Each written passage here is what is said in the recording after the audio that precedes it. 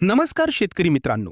तर आज आपण या व्हिडिओमध्ये कृषी यांत्रिकीकरण आणि आत्मा यासाठी कृषी विभागाने निधी मंजूर केला आहे.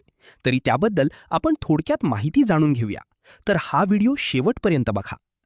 राज्यातील कृषी विकासाला चालना देण्यासाठी केंद्र शासनाने 2336 कोटी रुपयांच्या 2 कृषी आराखड्यांना मान्यता दिली आहे. यंदा कृषी यांत्रिकीकरण आणि आत्मा कृषी तंत्रज्ञान व्यवस्थापन यंत्रणा या योजनांसाठी मोठ्या प्रमाणावर निधी वाढविण्यात आला आहे.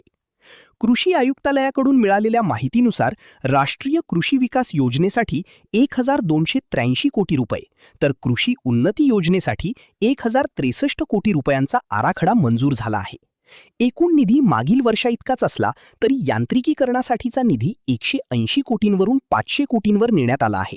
तसेच आत्मा योजनेसाठीचा निधी 80 कोटींवरून 170 कोटी रुपयांपर्यंत वाढविण्यात आला आहे. 2026-27 या आर्थिक वर्षात हे आराखडे राबविण्यात येणार असून त्यासाठी केंद्राकडून सुमारे 1407 कोटी रुपये अपेक्षित आहेत. उर्वरित निधी राज्य शासन देणार आहे.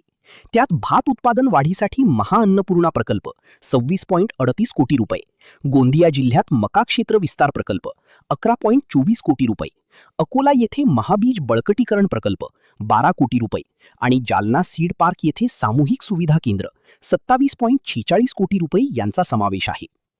तसेच स्कूल सॉइल लॅब प्रकल्पाअंतर्गत राज्यात 163 ठिकाणी मृदा चाचणी प्रयोगशाळा उभारल्या जाणार असून त्यासाठी 1.63 कोटी रुपये मंजूर आहेत. तसेच 3.30 लाख माती नमुन्यांचे परीक्षण करण्यासाठी 9.90 कोटी रुपये खर्च केली जाणार आहेत. 7200 अवजारी सुविधा केंद्रांचे जाळे. राष्ट्रीय कृषी विकास योजनेत सूक्ष्म सिंचनासाठी सर्वाधिक 477.28 कोटी रुपयांची तरतूद करण्यात आली आहे. यामधून 92,201 हेक्टर क्षेत्र सूक्ष्म सिंचनाखाली आणण्याचे उद्दिष्ट आहे.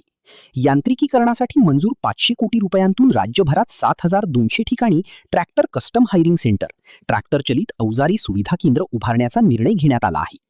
अशाच प्रकारच्या व्हिडिओसाठी आमच्या चॅनलला सबस्क्राईब करायला विसरू नका. धन्यवाद.